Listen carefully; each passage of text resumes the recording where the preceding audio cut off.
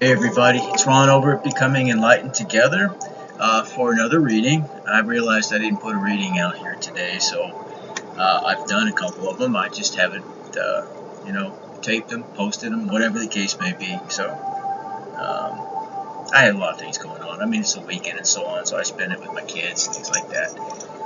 But anyways, to finish off this week, we have the weekly energy still of Sowilo. Now, Sowilo, of course, in the upright is a very, very positive rune. It is basically likened to the Sun card in the tarot deck. Very, very optimistic, bright, powerful energy. So it talks about the sun and clarity and clear vision. It talks about achievements, goals being achieved, and honor, success. It talks about health and the life force being available to you for positive changes in your life. It talks about the contact between the higher forces and your subconscious. It talks about power and the elemental forces. So being closer, if you will, to the spiritual realm. And that's what Sowilo is all about. It also talks about attack and defense to some degree. So it's a powerful rune. I'll just leave it at that, okay? There's a lot to be said, and of course every author's got, similar, and often they expand upon the meanings of these things. So it somewhat deviates from the actual stories, in the Proseda and the Have 'em All and stuff like that, in terms of, where the majority of the information comes from, about these runes. And others, they come from, long family lines of passing down their particular spin on certain things, and the shamanistic viewpoint of these runes. So there's a lot to be said about it, and you try to put it all together with the history and the mythology that's attached to it and everything else. It's very interesting, and so I'm trying to become more in tune with all of this, and having a connection to the tarot side as well, and oracle, and just having a very strong intuition. It's helping me to more or less base my own opinions upon the meanings of some of these symbols, these runes. I heard something fairly recently, and I'm just trying to share information about this particular methodology of determining past, present, future, if you will. That these runes, long before they became an alphabet, were used magically, but I believe that they were used in terms of their tonality. In other words, the way that they were uttered, sung, spoken, frequency, vibration, resonance. Once again, like cymatics, we see a comparison to that. So I'm trying to get more information on the proper enunciation of all of these symbols, and possibly put that together in a more powerful way. I'll just leave it at that, until I become clear on exactly where I'm going with this. But anyway, I think some of you get the gist of what I'm getting at. Now, the past energy is that of another powerful rune, Algis, but this one is in the reverse. Okay, so as we know, just like in tarot, oftentimes the reverse energy is, the reversal of the positive aspects, but not always, okay? So Algis in the reverse talks about someone who's being used by others, knowingly or unknowingly. Somebody who's in a stasis or waiting period. Somebody who is either misleading others or they themselves are being misled. Someone who is or will be soon experiencing hidden dangers. Somebody who is experiencing consumption by divine forces. Perhaps they played around with things they shouldn't have been playing around with, and now they're paying the piper, so to speak. So they also have they have the loss of the divine link. That's a pretty scary proposition when you think about it. It also talks about taboos, talks about warnings, turning away, and basically someone or something that repels. So we're looking at some very, very dark, very low vibrational energy here, okay? And that's the past energy. So what we're talking about, presumably, now we've all have a past, but this doesn't seem to relate to me that this is necessarily speaking about the collective as a whole. It looks like, again, we're talking about somebody within the collective sphere of influence. So let's go on. Now, in terms of our present energy, we have Thor's mighty rune, Thursday, and it is in the upright this time. Although the last 2 weeks it's come out like 4 times, and every time it's been in the reverse. This time it's in the upright.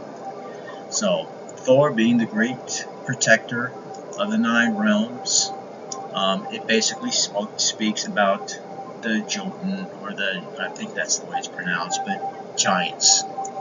He's half giant himself, but he guards, the realms against the giants. It talks about, or is described as a thorn, thorn as it protects the beautiful flower in a rose. So protection, protector. It talks about warnings. It talks about luck, the reactive force, and a directed force of destruction and defense. It also talks about conflicts, the instinctual will, or the tendency towards changes. It talks about regeneration and a regenerative catalyst. It talks about purging. It talks about a cleansing fire, so to speak. It talks about vital eroticism, male fertility, and male sexuality. So all of those things are covered under Thor's mighty rune. So it's a very potent, in fact, it's considered to be one of the most powerful individual runes, and it's used to boost up or supplement the power of other runes and certain types of magical workings and things of that nature. It's used in terms, in other words, like a divine rune, but it's also used as you can form a protective circle, so to speak, just like the pentacle is used a lot in many other Western magical type of situations, for the very same type of thing. Now, our obstacles and challenges is Wunyo, and Wunyo is also in the upright, and this talks about wind. And again, the wind or air speaks about things of intellect. So when we're talking about, basically the swords in the tarot. Now, the air and the swords, it talks about Gemini, Libra, and Aquarius. But remember now, they don't have a similar astrological, system. Theirs is quite a bit different, and it's based upon the attributes of the gods versus the specific times of the year, the seasons, and so on. So swords, they talk about thought, they talk about reason, they talk about justice, truth, they talk about ethics, things of that nature for the most part. But it also, in this particular case, is dealing with things such as harmony, joy, blessings, desire, affection, pleasure, ecstasy, prosperity, glory, spiritual rewards, general success, recognition of one's worth. Now, why would these be obstacles and challenges? Well, it's a twofold answer. This would be a problem from the karmic perspective, because that's what they're coming against. They are envious. They are doing everything in their power to keep you from getting all of those things, on the one hand. On the other hand, for those who are going to experience this level of success for the very first time in their life, in most of our cases, at least on this level, that could lead to losing our focus on our mission, what we're here to do, becoming too wrapped up in material, pursuits and things of that nature. So, take it where it resonates, and it may resonate on both sides for people out there, okay? So that's why it could be looked at as an obstacle. Now, our help and advice is Gibo. And Gibo is in the reverse in this case. Now, Gibo is also a very powerful rune. So usually referred to in terms of its, meaning as basically like X marks the spot on a treasure map. It's a very potent and very lucky energy. So you can imagine what it means in the reverse. So it talks about having problems with the root of an emotional manner or nature of something. And that could be any list of things. Not really coming to terms and really understanding why you do the things you do, or why you think the things you think, and why you're continuing to do the things you know are wrong. What's really at play here, you know? It also talks about feeling lonely, so loneliness and greed. It talks about dependency and over-sacrificing, perhaps. Too many obligations, a sense of toil and privation, wants, needs, desires, and also bribery. So again, this is looking at it from the karmic perspective. Those who want to keep us, especially in this final aspect phase, or just, inches away from that finish line, so to speak. They got their foot out there. They want to trip you up as best they possibly can in this. So stay on your toes, okay? And then finally, for the future, we have Ewas. Ewas is in the upright, okay? Looks like the letter M, but it's the letter E in their phonetic alphabet, so to speak. And it means horse or horses. It means rider and horse, or carriage, vehicle, wheels, vehicle, car, plane, boat, anything that moves or propels you, or that you can use in the form of transportation or movement in some way.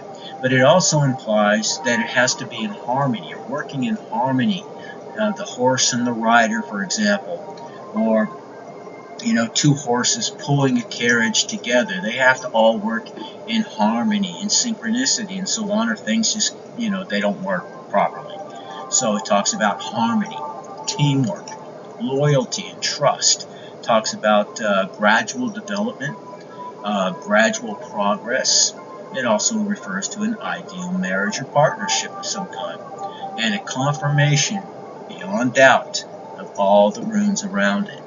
So the runes that I have just read to you are basically, if you will, given even more of, this is exactly the way that it is, according to,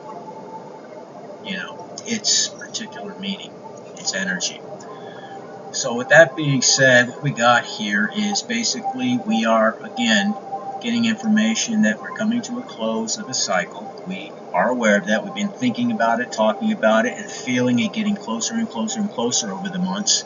And we're seeing the energies change to reflect that, both focusing on the karmic, sometimes specifically on the karmic situation, and other times specifically on, the collective situation as they move forward, and are prepared to get crowned and everything else. So at times we get a little bit of both, because we're both experiencing a change. A change is coming. Some of us are moving on to that 5D type of scenario where we're going into basically another timeline. And for those who didn't want to do the work, just chose not to participate, wanting to wallow in, the same things that they've been doing for who knows how many years. It's been a long cycle, so I presume it's been well over 10 years for most of them, and they've refused to learn their lesson. Now they're about ready to repeat another cycle. That, as brutal as it sounds, they still have hope as long as they have breath. But it's going to be a long haul, and they're going to have to do the same amount of work that every one of us had to do to get here. So I'm speaking to the karmic cross-watchers as well as to my collective who are out there. And by my collective, I simply mean anybody who stumbles across this reading at any time, now or in the future. Okay? There's something in there for you. Alright, so I'm going to leave it there. And as always, I wish you all the very best. Stay victorious out there. And until we meet in the distant future in Valhalla. Okay? Take care. God bless.